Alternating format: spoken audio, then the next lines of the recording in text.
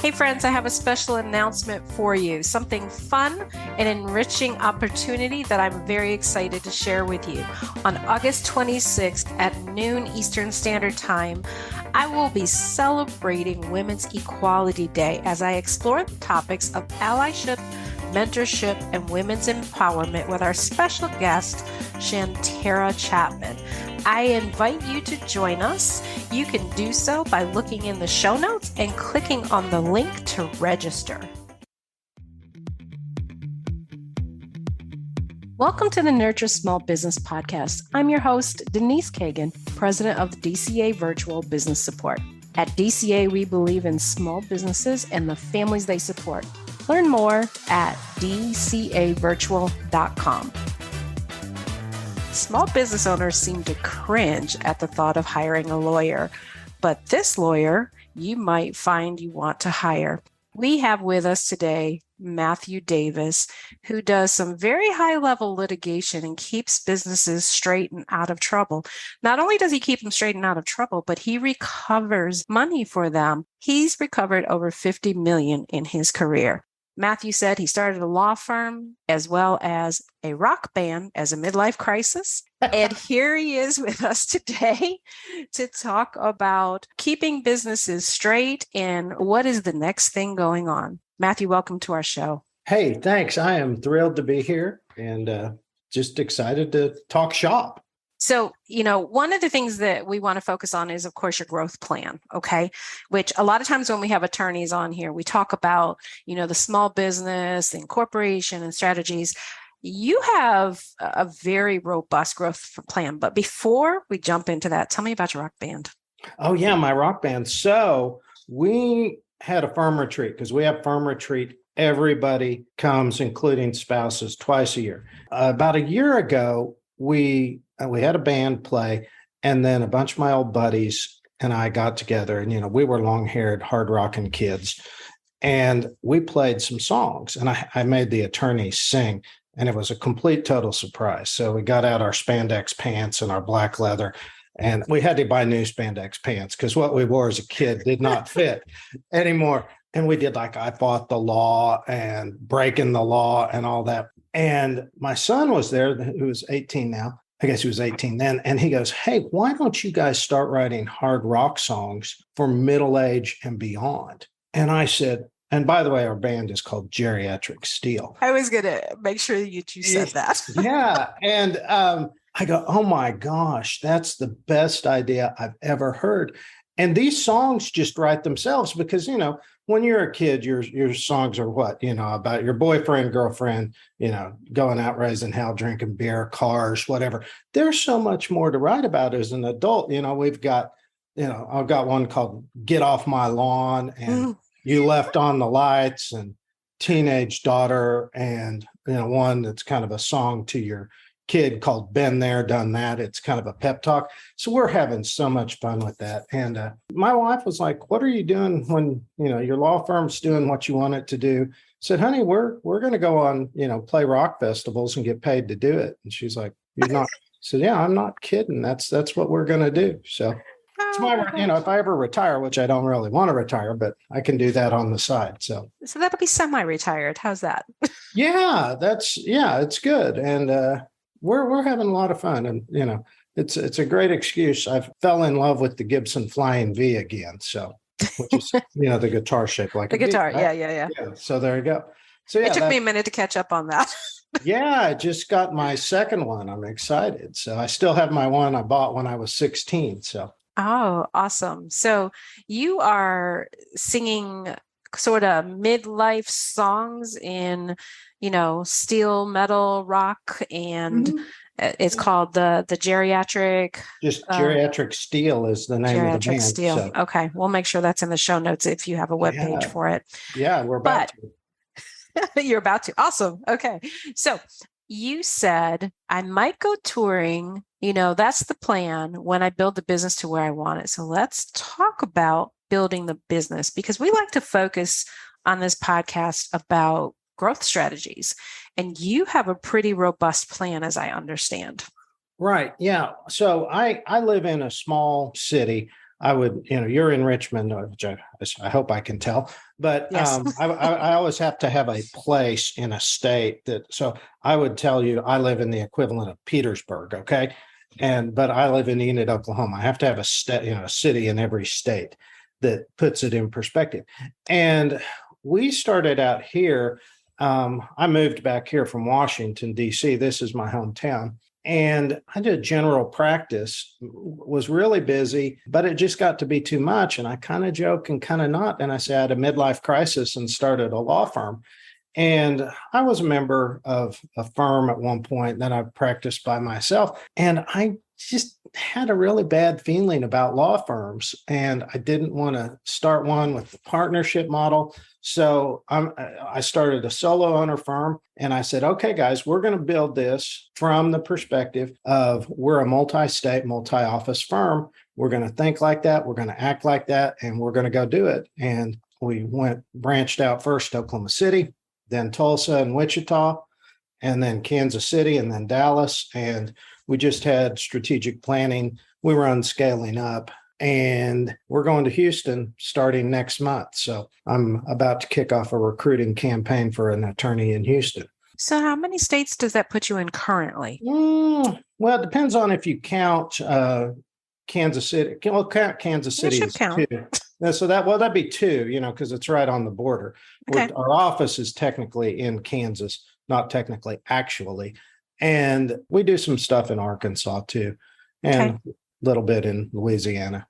Okay. So I wrote down what your goal was by 2030. Yeah, we set out a big, hairy, audacious goal to borrow a BHAG. A BHAG of being in 30 markets by 2030. And we still feel really comfortable by it. We just kind of picked that because it had a nice repetitive 30 by 30. That made sense to us. And we're on track to do it. I mean, Houston will be our 7th market. We got 8 years to get the rest. And we haven't mapped out really well. I know how long it takes us to break even as far as get in the black and then ultimately break even when we go open a new office. And our recruiting is strong because most law firm ads, when you're going to recruiting attorneys, they read like, would you like to wear a gray suit and torment the rest of humanity? Yeah, I assure you, yours are not like that. Oh, no. Ours are, literally, I have in there, we don't hire any Eeyores. And, I'm trying to scare people off. I can hire top-notch, great lawyers, but I want to hire attorneys with the right skill sets, which we know what our clientele needs, and they need somebody who can handle lighter transactions. And by that, we don't get into securities work. And then litigation, we need somebody who's just fearless to go to the courthouse. And we find that mix of skills in an attorney and somebody who is a problem solver rather than a problem bringer, we can plug them together with clients and it works fantastically. And because most law firms ultimately are kind of a collection of whoever they can find with a bar card and a pulse. And I go out and have a specific skill set and a specific attitude that we recruit for, and it makes a huge difference. And so that's building your culture. That's kind of culture building 101. Mm-hmm. You have a certain personality, a certain type that functions well. Of course, there's technical skills as well. That's a given. And you've written your job ads to weed out those that might be a little too serious for your firm. Not that law isn't serious, but you also have to take life with a little bit of grain of salt at times. Yeah. And I would, our people are, to be clear, I would use the word dour or grumpy or whatever rather than serious. Okay, that's fair. Because, we're deadly serious. The first core value of our firm is believe and protect their dreams. And then, the second is create solutions.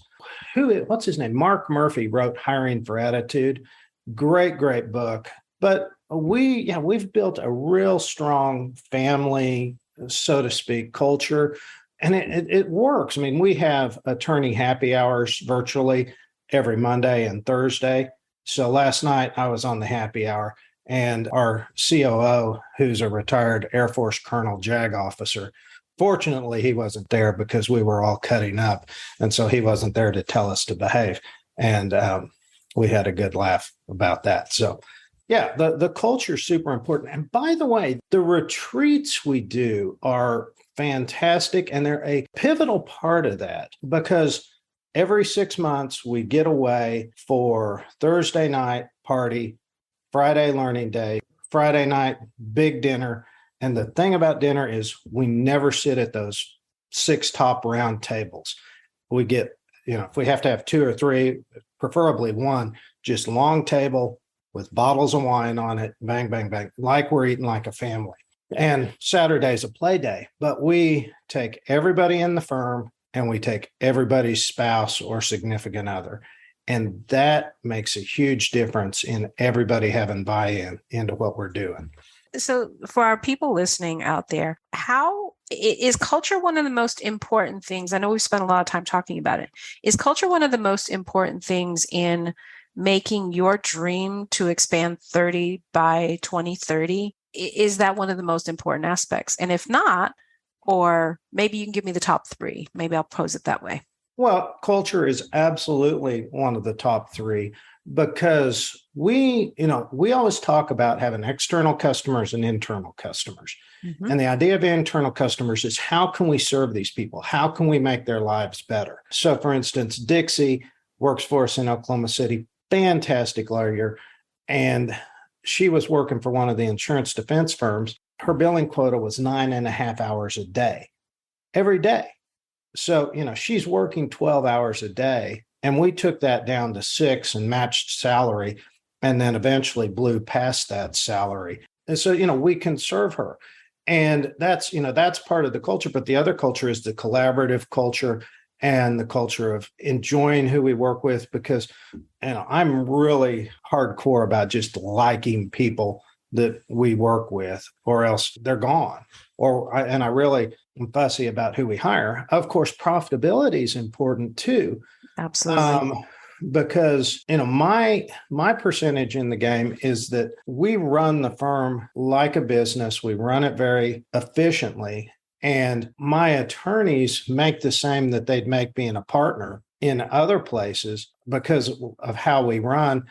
I can afford to manage the firm and to have professional management team run the firm. And that makes it, that makes a huge difference. And I suppose the third thing is metrics, because, we are very metrics driven. One thing I constantly stress to my clients, and this really needs to be my 3rd book. I've got my first one published, second one we're trying to decide what to do with. I just talk about the word problem. And remember when we were kids and we hated the word problems? If Jimmy, the math problems. Yeah, okay. If Jimmy's in the car and he's driving at 35 miles an hour, how many hours does it take him to get to Nashville, which is right, I'm a math geek. I loved those. Oh, yeah. Okay. Well, okay. Well, but most people did not. I agree. Yeah. You're just strange. You're just strange. Anyway, that's okay. Most of us are misfits. Okay. But I'm like, guys, with, all my clients that I still work with, which is not too many, but I'm like, let's figure out what your word problem is of what makes success. First thing is, how many leads do you need to make this much money? What's your average case value, or what's your customer? What are your customers worth, or your cases, or whatever your units are? And how do you make it pay? We talk about utilization, which is making sure that we're getting good time on the clock because we're an hourly bill firm. And we spend a lot of time on all of our metrics, and that makes a huge difference. And Jamie, who's my right hand, she's kind of the firm administrator. She was my first hire. She was my paralegal years ago and then went off to college. She dials in our budget, both on the expense side and the income side, usually within 1.5% every year. And Q3 or Q2 of this year, she was under 1% deviation on both expenses. So you're talking about forecasting for the budget. Forecasting and then income. And we use a forward-looking budget. And, literally Q2, we were within 1% on expenses and 1% on income. And you think that that doesn't add some confidence in what you're doing and knowing what you can do. And how you can build and how quickly you can build. And I mean, and I know that when we go into a new market, now there will be some deviation on this, but historically, I know that I'm losing money for the first 6 months. I'm recouping the next 6 months. And after that, we're making money in a new market. And because I have those metrics, how would I put it? We were at strategic planning 2-3 days ago, and I said, okay, guys, let's go to Houston. They said, wow, I got some grumbling. And I said, well, look at our metrics. We've got to hire in Oklahoma City and Kansas City in Q3 or Q4 based on our growth. And I don't want to hire 3 times in Q4. So let's Houston Q3. And they're like, you're right, let's go. Perfect. So let's kind of pretend we're going back in time to your first location and about the time you hired Jamie, you mentioned. Yes. And when you made the decision to go from that one location to a second location, something you said was really important, but I also want to ask you about something that relates to this. So you said, I knew for the first 6 months I was going to lose money. I personally feel like a lot of business owners, when they get ready to expand, do not realize there is a certain break-even point, or they may be a little naive about where that break-even point exists. And so what systems did you have in place to assure you are on the right track and making the right decisions? Absolutely none. We didn't know what the hell we were doing. We just did it. We just said, let's go. Well, that was not helpful. No, it wasn't helpful. And so, the point is now I know it. But back then it was, okay, we're going to go figure it out. But here's maybe the lesson. Okay. We decided to go to Oklahoma City, and I found an office with one of my friends, and I went down and I bought the desks at Staples. I put the desk together. My wife came down and she's looking over my shoulder while I'm laying on the floor screwing the desk together going, why in the hell are you putting these together? Why don't you? I said, because I'm going to figure out how it's done. I'm going to know all the nuts and bolts. I went to Target. I bought all the cups. I bought all the knives, the spoons, the staplers, and everything because I wanted to know tangibly what it felt like. And by the way, that controls costs too. And I spent quite a while building the initial book of that business. So that helped keep it under control. And by learning from that and learning that skill set, then all of a sudden it's like, oh, by the way, what I did is I kept a list of everything that we had to have to open that office. And we turned it into a spreadsheet, which of course turned into a checklist, which the next time we opened an office, we just populated that over to Amazon and hit send. When we open an office now, literally, we have, I believe, I have been told that we have something saved in Amazon that's just basically click and send, and a box goes with everything to start a new office to the new location. And then we set it up the day before the new attorney starts. And so a lot of it was on faith, but and a lot of it was what I just call piñata. You just got to start swinging until you get the candy, right? So, but it sounds like you developed that process, maybe not on the first expansion, but probably on the second and third. Yeah. And then we started measuring it and we started going, okay, here we're going to lose some money. We're going to, and we were very conservative at how we did it the first couple times. We're not so conservative now because we know how it works. We know what the risks are. We know how to do it right. Our confidence is up. So there. And, the thing I stress, one of the maxims I live by is something my mom taught me. And we come from old farm people that became doctors, lawyers, and such. And it's the best fertilizer is the farmer's footsteps. And it's akin to the management while walking around idea, but it's like, go stay in the game. Don't be an absent business owner. Get your hands dirty. Get down in there. I mean, when I go to the Oklahoma City office now, which has got 5 or 6 people in it, and we have a problem because we've got to hire more people and we're out of space. And I hold one of those cups that I bought 6 years ago. I'm like, I remember buying this cup. This is kind of fun. And this is pretty cool to see this. Absolutely. So interesting. I was on a webinar yesterday that was talking about building mastermind type groups, group coaching, group, offerings. And the same advice was given by that person. Do it individual first and document everything you do. Yeah. And it sounds like you at some point figured out that was what you were supposed to do. So in your expansion, what was the biggest mistake that you're willing to admit to? Oh, I'll tell you whatever, because I'll talk forever about. I love this line from Harvey Mackay's book. I can't believe how stupid I was 2 weeks ago.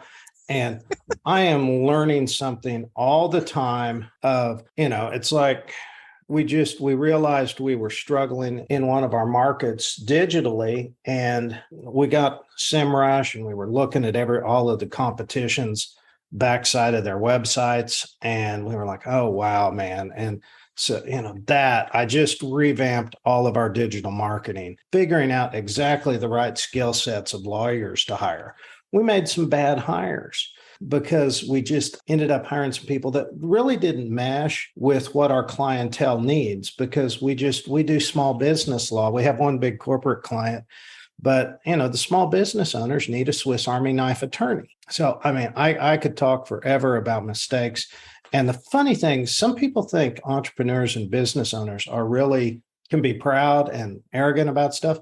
I have learned that most of them are very humble because they realize that they're learning a lesson every day about how to run their business. And I was incidentally this morning talking to my uncle, who, Harvard B School graduate, and went to Dallas in the early 70s, started nursing homes. You drive up and down North Central Expressway and you go, Uncle John, Uncle John. He's just common as an old shoe. And he'll sit here and talk all day long with me about this mistake, that mistake, and this advice, that advice. So I hope I'm making sense right now. You are. So what I would like to ask next is first to explain Swiss Army knife attorney. Mm-hmm. What does that mean? I think I know, but I'd like to hear your words. Yeah, we need attorneys that have a variety of skill sets that, are not just a one-trick pony, that can do an asset purchase agreement, that can review a master services agreement with a vendor, that can prepare a customer contract, that if you get in a fight with your business partner, that can go to the courthouse and get a temporary restraining order, or ultimately a business divorce if that's what needs to be done. So yeah, we need attorneys that can do that. And they're not the most complicated skills, but some people just don't have that aptitude. There's some people that are just comfortable being desk lawyers and are apprehensive about going down to the courthouse. And so they're nimble. Yeah, that's a good way of putting it. That's good. Nimble and a bit more of a jack of all trades. Yeah. Okay. And, sometimes we will hire people out of collections firms because they've got a lot of those skill sets. They've got a lot of experience drafting pleadings and drafting settlement agreements and so on. And we'll train them up on the other stuff. But we don't hire any baby lawyers because we're just not good at training them. Seriously, we're like, we won't train you. So just to clarify, baby lawyers are straight out of school. Straight out of law school. I just want to make sure. I'm like, I can't help you. I'm literally like, I cannot help you because I don't have the patience and the skill set to train you. Go to some other firm that's set up to do that. And, we want people with, who are most of the way up the learning curve or all the way up the learning curve of what it takes. So a couple more things before we finish up. One is, first, what do you think was the most successful thing you did in your expansion? Hopefully business owners will learn something from this. My book called The Art of Preventing Stupid, which is... that was going to be my second thing to talk about. Yeah, well, that, we did that. We always do it at our strategic planning because we always look at the negative of what can go wrong. And that's something we teach business owners all the time, is to deal with your vulnerabilities so you can capitalize on your opportunities. So, for instance, in Wichita, we've got one of our attorneys that's probably going to have to go because of some family issues. And, that was a vulnerability to us because we had one attorney in Wichita. We saw it coming. And at the last, 3 months ago, our quarterly planning, we were like, this is a huge vulnerability to us, because if not, Marsh and I are going to have to cover Wichita, and I don't have the time to cover Wichita. So we looked at that vulnerability and said, okay, we got to go higher. And so we put our ad out in Wichita. And by the way, it took us 4 applicants, and I knew we had the right guy. So, we looked at it again this quarter. We're like, okay, we're not worried about that anymore. We've got that under control. And the thing we teach business owners, and this is really powerful for us, you're going to make mistakes, but the fewer unforced errors that you make, and the more you stay in the opportunity zone rather than the problem pit. And when you do that, you're the strongest player on the field. You're the one that gets the opportunities because you're in great shape, you're strong. And ultimately, my next book builds on this. It's called The Strong Protected Business. It takes people through another brainstorming exercise, because we teach business owners how to brainstorm in a very incisive and effective way, rather than just what can go wrong with my business. We get them down into categories that help dig deep and ask smart questions. And when you do that, then we take them through a prioritization exercise, kind of akin to the Eisenhower matrix, but really based on likelihood and seriousness, and ultimately get down to planning. And that just dovetails into strategic planning. So you have 2 books, or one maybe that might be in the works. The first, which is published, is called The Art of Being Stupid. Art of Preventing Stupid. Of preventing. Okay, well, that makes way more sense. Oh, yeah. Yeah. And that's, that's a little bit of a smart ass title, but the idea is let's prevent mistakes before they happen, or, prevent vulnerabilities from turning into problems. And then, you're in great shape. You're doing what you need to be doing in your opportunity zone rather than just dealing with crap. You're able to move your business forward. And that's a huge strength for us, because, our business coach is like, you guys you don't screw up very often. I mean, you'll take risks, but you measure them, and you just don't make a lot of stupid mistakes. And so I like that. And your second book, which has not been published yet, correct? Right. And that's called The Strong Protected Business. Okay, awesome. I will make sure that in our show notes, we have a link to your first book. Anything else that you'd like to leave us with, and make sure you let our listeners know how to reach out to you? Right. Yeah. And we've got a lot of our forums about how to brainstorm and prioritize and plan up on our website, which is davisbusinesslaw.com, in the resources tab. And if anybody just wants to ask me a question, my email is mdavis, just my initial, at davisbusinesslaw.com. Perfect. Matt, I have thoroughly enjoyed having you on here. You are probably the least stuffy attorney I've ever talked to. Well, thank you. Thank you. It's been fun too. All right. I appreciate you. Well, thanks, and go have a great day. Thank you for joining me for today's Nurture Small Business podcast, where the focus is on business growth, technology, and people strategies to help your business thrive. At DCA Virtual Business Support, our focus is making your business operations run smooth so you can focus on growth. Reach out to me at Denise at dcavirtual.com if you'd like to learn more.